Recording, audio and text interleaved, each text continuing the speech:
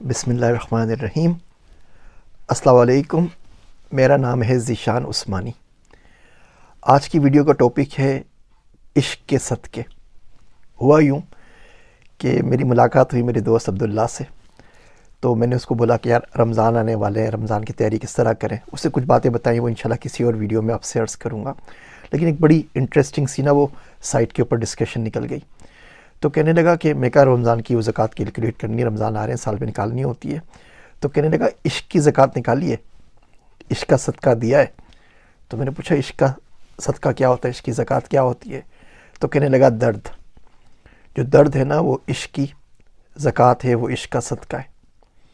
ایسا ہو نہیں سکتا کہ آپ کو عشق کا دعویٰ ہو اور اس میں درد نہ آئے۔ جب بندہ اللہ سبحانہ و تعالیٰ کی طرف چلتا ہے تو راستے میں بہت سارے ایگزٹ آتے ہیں۔ قدرت دیکھتی ہے کہ بندہ کہاں پر ڈگمگاتا ہے، کہاں پہ غائب ہو جاتا ہے، کہاں پہ ایگزٹ لے لیتا ہے۔ دنیا کی کوئی لڑکی ہو نا تو وہ محبت کے اندر ناک و چنے چبوا دیتی ہے۔ اللہ سبحانہ و تعالیٰ کی محبت اور معرفت اتنی سستی نہیں ہے کہ ہر ایرے گہرے نتھو کھیرے کو مل جائے گی۔ قدرت جھنجھوڑ کے رکھ دیتی ہے، کہیں کا نہیں چھوڑتی۔ ایک ایگزٹ حسن کا آتا ہے، بہت سارے بندے وہاں نکل جاتے ہیں۔ پھر ایک ایگزٹ دولت کا آتا ہے، بندے وہاں نکل جاتے ہیں۔ شہرت کا آتا ہے، بندے وہاں نکل جاتے ہیں۔ آخر ان سب چیزوں کے نقصان ہیں۔ دنیا میں ایسا کبھی نہیں ہوتا کہ کسی شخص کے پاس مال و دولت آئے اور اس کے ساتھ دشمنیاں نہ آئیں اور بیماریاں نہ آئیں۔ ایسا کبھی نہیں ہوتا کہ شہرت آئے اور حاسدین آپ کے آس پاس میں جمع نہ ہو جائیں۔ ایسا کبھی بھی نہیں ہوتا کہ آپ کو رتبہ ملے اور آپ کے دشمن، آپ کی ٹانگیں کھینچنے والے، چالے چلنے والے نہ ملیں۔ یہ زکوٰۃ ہم دیتے ہی رہتے ہیں۔ وہ میرا دوست عبداللہ وہ کہتا ہے کہ ہمارے ملک میں جو کامیابی ہے اس کی بھی زکوٰۃ ہے۔ وہ زکوٰۃ یہ ہے کہ لوگوں کا ظلم، جھوٹ اور حسد برداشت کیا جائے، اور یہ اس طرح برستا ہے جیسے مونسون کے اندر بارش برستی ہے۔ تو میں نے اس سے پوچھا یار یہ عشق کا صدقہ درد کیا چیز ہے، مجھے تھوڑا سمجھا۔ تو اس نے بولا کہ عشق کے صدقے دینے پڑتے ہیں۔ جب بندے کو یہ دعویٰ ہو، یہ کلیم ہو یا یہ گمان ہو کہ وہ اللہ سبحانہ و تعالیٰ سے محبت کرتا ہے یا اس کی طرف جانا چاہتا ہے، تو اس کو درد ملے گا، دنیا سے بھی ملے گا، اپنوں سے بھی ملے گا۔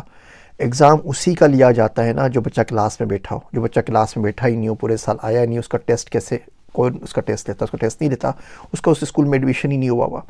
تو جب آپ مسلمان ہو گئے، آپ اللہ کی راہ میں چلنے لگے، اب آپ کا ٹیسٹ ہوگا۔ یہ ٹیسٹ آپ کے مال سے ہوگا، یہ جان سے ہوگا، یہ اعمال سے ہوگا، یہ سوچ سے ہوگا، یہ خیال سے ہوگا، یہ گمان سے ہوگا۔ ہم چلتے ہوئے جا رہے تھے تو بادل کا ٹکڑا آیا، تو عبداللہ اس کو دیکھ کے مسکرانے لگا۔ وہ ہمیشہ بادل کو دیکھ کے مسکراتا ہے۔ تو میں نے اس سے پوچھ لیا اس دفعہ ہمت کر کے، میں کہا یہ بادل اور تیرا کیا چکر ہے آپس میں بھیا؟ تو بادل کو دیکھ کے کیوں مسکراتا ہے؟ تو کہنے کا میں بادل کو اپنی آنکھوں سے کمپیئر کرتا ہوں اور سوچتا ہوں بہتر کون ہے۔ تو میں کہا پھر کون بہتر ہوتا ہے؟ تو کہنے لگا میری آنکھیں، ظاہر بات ہے۔ میں کہا کیوں، وجہ کیا ہے؟ تو کہنے لگا وہ برسوں میں کہیں برسے، وہ برسوں میں کہیں برسے، یہ برسوں سے برستی ہیں۔ تو بولتا ہے میری آنکھوں کی ٹکر کا بادل مجھے تو نہیں مل سکا آج تک۔ اللہ کرے ہماری آنکھیں بھی ایسی ہو جائیں جو اللہ کے لیے آنسو بہا سکیں۔ جو سونا ہوتا ہے نا، اس کو جو پیوریفائی کرنا ہوتا ہے، اس کو خالص فارم کے اندر لے کے آنا ہوتا ہے، تو اس کو آگ کے اوپر پکاتے ہیں، اس کو بھٹی میں ڈالتے ہیں، خوب گرم کرتے ہیں، خوب گرم کرتے ہیں۔ جو جتنی بھی کثافتیں اس کے اندر ہوتی ہیں وہ الگ ہو جاتی ہیں۔ سلور الگ ہو جاتا ہے، برونز الگ ہو جاتا ہے، پیتل الگ ہو جاتا ہے، لوہا الگ ہو جاتا ہے، آخر میں سونا بچتا ہے۔ میرا دوست عبداللہ کہتا ہے کہ دنیا والے سونے کے لیے آگ کسی اور سے لے کر آتے ہیں۔ وہ رشتہ داروں سے ملتی ہیں، دوستوں سے ملتی ہیں، احباب سے ملتی ہیں۔ وہ شاعر کہتا ہے کہ عجب سلگتی ہوئی لکڑیاں ہیں رشتہ دار، عجب سلگتی ہوئی لکڑیاں ہیں رشتہ دار، جو دور ہوں تو دھواں دیں، ملیں تو جل جائے۔ تو عبداللہ کہنے لگا کہ میں نے تو ایسی بدبختی، کم بختیاں، جو بھی خوش بختی آئی ہے کہ میری آگ بھی اپنے اندر سے نکلتی ہے، میری دنیا سے آگ بھی مستعار لینا چھوڑ دی ہے۔ تو آپ کو پکنا پڑتا ہے، بہت زیادہ بہت زیادہ آپ کو پکنا پڑتا ہے، ہلکے ہلکے کر کے آپ اس قابل ہو جاتے ہیں کہ آپ سونا بن جاتے ہیں۔ پھر دیکھنے والے آپ کو دیکھ کے بتا دیتے ہیں کہ آپ سونا ہیں یا آپ ردی ہیں یا آپ لوہا ہیں۔ اس کے بعد بھی ایک اسٹیج آتی ہے، وہ اسٹیج آتی ہے اس کے اندر آپ پارس پتھر بن جاتے ہیں۔ پھر جس کے ساتھ آپ لگ گئے نا وہ بھی سونا بن جاتا ہے، جس کو آپ نے چھو دیا، جس ساتھ بیٹھ گئے، جس کے لیے دعا کر دی، پھر وہ بھی سونا بن جاتا ہے۔ اس میں بڑا ٹائم لگتا ہے۔ یہ جو ڈیوریشن اور ادوار آتے ہیں وہ کچھ آپ سے عرض کرتا ہوں۔ جب بندہ اس راہ پہ چلتا ہے نا تو سب سے پہلے تو اس کو اپنی جانکاری ملتی ہے. جو بندہ خود اپنے آپ کو نہیں سمجھ پایا وہ اللہ سبحانہ و تعالیٰ کو کیسے سمجھے گا. نیک لوگوں کے ساتھ بیٹھنے کا سب سے بڑا نقصان یہ ہوتا ہے کہ بندہ گنہگار ہو جاتا ہے. کیونکہ پہلے بہت ساری نیکیاں، اس کو جو نیکیاں لگ رہی ہوتی ہیں، جب بڑے لوگوں کے ساتھ بیٹھتا ہے تو بولتا ہے کہ یہ تو میں اپنا نفس کا ہی پیٹ بھر رہا ہوں، اپنے آپ کو ہی پوج رہا ہوں، اپنی ذات کا ہی شرک کر رہا ہوں، یہ بھی گناہ ہے. بہت سی چھوٹی چھوٹی باتوں کو جن کو وہ گناہ نہیں سمجھتا اب اسے وہ بھی گناہ لگنے لگتی ہیں. تو نیک لوگوں کے پاس جانے کا سب سے بڑا نقصان یہ ہوتا ہے کہ بندہ مزید گنہگار ہو جاتا ہے، اللہ والا نہیں ہوتا، نیک والا نہیں ہوتا. اس کو اپنے آپ کے اوپر، اپنے اعمال کے اوپر، اپنی پچھلی زندگی کے اوپر شرم آتی ہے. تو پہلا حصہ جو ہوتا ہے وہ جانکاری کا ہوتا ہے. اگلا جو حصہ ہوتا ہے اس کے اندر اس سے کوئی زیادہ کمیونیکیشن نہیں ہوتی. قدرت اس کو بالکل تنہا چھوڑ دیتی ہے. ایک ایک کر کے اس کے سارے سہارے، سارے رشتے، سارے دوست، ساری کیپیبلٹیز سب کچھ لے لیتی ہے، اس کو دکھا دیتی ہے کہ دیکھو تمہارا علم ردی ہو گیا، تمہارے رشتہ دار ردی ہو گئے، تمہارا پیسہ ردی ہو گیا، تمہاری سورس، تمہارا عہدہ، تمہارا نام، تمہارا نسب، ہر چیز ردی ہو گیا. اس کے بعد قدرت اس کو چھوڑ دیتی ہے. اب دیکھتی رہتی ہے کہ دیکھو اس کے ساتھ دنیا کیا سلوک کرتی ہے اور اس کا جواب کیا ہوتا ہے. وہ میرے نام پہ صدقہ کرتا ہے نہیں کرتا، مجھ سے اس کو لگاؤ باقی بچا ہے یا نہیں بچا. اور وہ چلتا رہتا ہے، چلتا رہتا ہے، چلتا رہتا ہے، اور قدرت اس کو دیکھتی رہتی ہے. مری روڈ کے اوپر ایک کتا تھا، وہ بار بار بیچ روڈ کے اوپر آ جاتا تھا. کوئی بندہ اسے کچھ مارے، کوئی لات مار دے. ایک ریڈی والا آیا، اس نے اللہ کے بندے نے اس کے اوپر کھولتا ہوا پانی پھینک دیا. تو کوئی اللہ والا گزرا وہاں سے، اس نے اسے پوچھا کتے سے، یار کیا کر رہے ہو تم، سائڈ پہ کیوں نہیں بیٹھ جاتے، بار بار بیچ روڈ کے اوپر کیوں آ جاتے ہو؟ تو کہنے لگا کہ باری تعالیٰ نے رکھ چھوڑا ہے کہ لوگوں کے صبر کا امتحان لوں کہ لوگ کیا کس طرح پیش آ رہے ہیں. ایک واقعہ پڑھا کہ ایک بڑا مجذوب سا بندہ تھا، بیچارہ اللہ کی یاد میں چلتا ہوا جا رہا تھا. برابر میں بارش ہو رہی تھی، کیچڑ ہو رہا تھا. برابر میں ایک بڑا خوبصورت سا شادی شدہ جوڑا نیا وہ جا رہا تھا. دلہن تھی، سنوری ہوئی تھی، اس نے اپنے عروسی جوڑا پہنا ہوا تھا. دلہا میاں ساتھ جا رہے تھے. وہ چھپ چھپ کرتا ہوا جو پانی میں گیا مجذوب اپنے حال کے اندر، تو وہ کیچڑ اڑ کے اس کے عروسی جوڑے کے اوپر لگ گئی. اب دلہا تو آگ بگولا ہو گیا کہ دلہن کا اتنا اچھا جوڑا خراب کر دیا. تو دلہا بھائی نے پکڑ کے اس کو خوب اچھی طریقے سے پیٹا. وہ خاموشی سے بیچارہ مار کھاتا رہا. اس خاموشی کی پیریڈ میں نا آپ دیکھیں گے کہ لوگ کسی کو کچھ بولتے نہیں ہیں. آپ جا کے انہیں مار دیں، آپ جا کے انہیں گالی دے دیں، جا کے تھپڑ مار دیں، کچھ بھی کر دیں، وہ بس سر جھکا کے چلتے رہتے ہیں اپنے. تو خیر وہ مار پیٹ کے اس کو چلا گیا. کچھ عرصے بعد تھوڑے وہ آگے گیا ہوگا کہ وہ پتہ نہیں پھسلا، کوئی ایکسیڈنٹ ہوا، کیا ہوا، دلہا بھائی کا انتقال ہو گیا. اب لوگ آ گئے مجذوب کے پاس، بولے تم نے کتنا ظلم کیا، نہیں شادی ہوئی تھی ابھی بیچارہ دلہا دلہن کو لے کے جا رہا تھا، تم نے ایسی بد دعا دی کہ مر گیا. تو کہنے لگا میں نے تو بد دعا نہیں دی، میں نے تو کچھ بھی نہیں بولا. تو بولے پھر ایسے ہی کیسے مر گیا اچانک؟ تو اس نے بولا کہ میں نے تو دلہا میاں کو کچھ بھی نہیں کہا تھا، اس نے مجھے مارا کیوں؟ بولے بھائی مارا تو نے اس لیے کہ تو نے اس کی دلہن کے کپڑے خراب کر دیے. وہ دلہن کو چاہتا تھا، تو ظاہر بات ہے وہ اس کا محبوب تھا، وہ اس کو چاہتا تھا.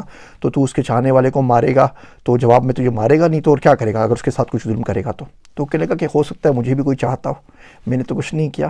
جو مجھے چاہتا تھا، جو مجھے دیکھ رہا تھا، اس نے بدلہ لیا تو میں کیا کروں؟ تو ایسے لوگ خاموشی سے چلتے رہتے ہیں اور ہمارے معاشرے میں ہمیں ملتے ہیں.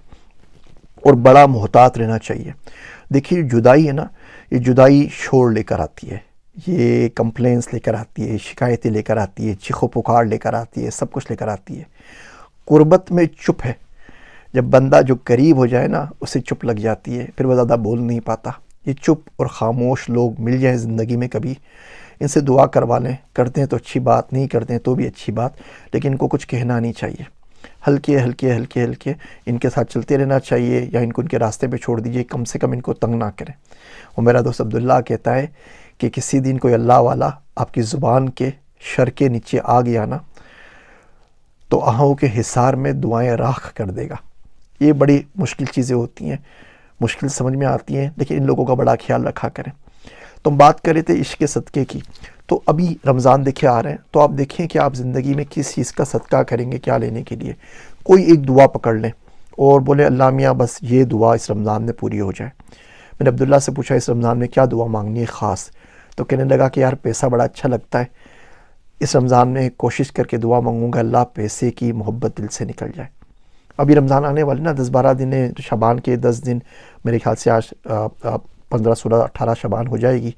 تو یہ 40 دن بالکل مختص کر دے اللہ کے لیے. باقی دنیا کے جو کام کرتے ہیں وہ کرتے رہے گا. 2 رکعت نماز پڑھ لیا کریں ان 10 دنوں کے اندر، انتظار رمضان کی کہ اللہ سبحانہ و تعالیٰ یہ رمضان ہمیں عطا فرما دیں. اس رمضان کے اندر ایسا کچھ کر دیں کہ اس کا ہم حق ادا کر سکیں. تو کوئی خاص دعا منگا لیں. وہ عبداللہ کہتا ہے میں مانگوں گا اللہ پیسے کی محبت دل و دماغ سے ختم کر دے. دل سے شاید ختم ہو گئی، دماغ سے نہیں ہے تو دماغ سے بھی ختم ہو جائے. آپ کوئی دعا پکڑ لیں کہ اللہ بخش دے، اللہ بس بخش دے. 4 صحابہ کرام رضی اللہ عنہ جا رہے ہوتے ہیں، دل میں خیال آتا ہے کہ جو بھی دعا مانگیں گے قبول ہوگی. تو پہلے صحابی کو بولتے ہیں، تو بولتے ہیں کہ میں چاہتا ہوں کہ مجھے کوئی اچھا عہدہ ملے. کچھ باقی تمام لوگ آمین بولتے ہیں اور ان کو کچھ عرصے بعد گورنر کا عہدہ مل جاتا ہے. ایک صاحب دعا مانگتے ہیں کہ میری فلاں بندی سے شادی ہو جائے اور مجھے کچھ پیسہ ملے. انہیں پیسہ بھی مل جاتا ہے، مالدار ہو جاتے ہیں، ان کی شادی بھی ہو جاتی ہے. سب آمین بولتے ہیں. تیسرے صاحب دعا مانگتے ہیں کہ اللہ میاں مجھے عالم بنا دے اور میں لوگوں کے اوپر لوگوں کو پڑھاؤں، ٹیچر لگ جاؤں، امام بن جاؤں. سب لوگ آمین بولتے ہیں، ان کی دعا بھی قبول ہو جاتی ہے. چوتھے بچتے ہیں حضرت عبداللہ ابن عمر رضی اللہ عنہ. ان سے پوچھتے ہیں بھائی آپ کی کیا دعا ہے؟ تو بولتے ہیں اللہ بخش دے. بس سب لوگ آمین بولتے ہیں. تو امید ہے کہ ان کی دعا بھی پوری ہو گئی ہوگی. تو کوشش کریں کہ کوئی دعا مانگ لیں. اچھا یہ مولوی حضرات بیچ میں آ جاتے ہیں نا، وہ بیچارے صحیح بولتے ہیں، ان کو شریعت کے پابند ہے، وہی بتانا پڑے گا نا. لیکن اگر کوئی شخص آپ سے آ کے کہے کہ آپ کی یہ دعا قبول نہیں ہوگی تو اس کی بات نہ سنیں. اگر کوئی شخص آپ سے آ کے کہے کہ آپ کو معافی نہیں ملے گی تو اس کی بات نہ سنیں. وہ کوئی بھی گناہ ہے، کچھ بھی ہے، اللہ نے کہا ہے نا، اللہ اپنا رول چینج کر دے، اللہ آپ کو معاف کر دے، جیسے چاہے کرے. اس سے کس نے پوچھنا ہے؟ اس کا کسی سے لگا نہیں ہے نا، اس کو کہیں سے اسمبلی سے بل اپروو نہیں کروانا، کچھ نہیں کرنا، وہ جو چاہے کرے. وہ میرا دوست عبداللہ ایک دن دعا مانگ رہا تھا تو میں نے سن لی. وہ کہنے لگا اللہ میاں قرآن کا واسطہ نہیں دیتا، سورتوں کا واسطہ نہیں دیتا، آیت کا واسطہ نہیں دیتا، ایک لفظ کا واسطہ دیتا ہوں.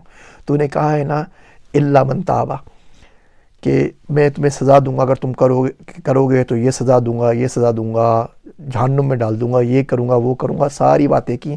پھر رحمت جوش میں آئی. پھر اللہ نے کہا الا من تابا، لیکن وہ لوگ جو توبہ کر لیں. اللہ اس لیکن کا واسطہ، اللہ اس الا کا واسطہ، اللہ اس مگر کا واسطہ مجھے بخش دے.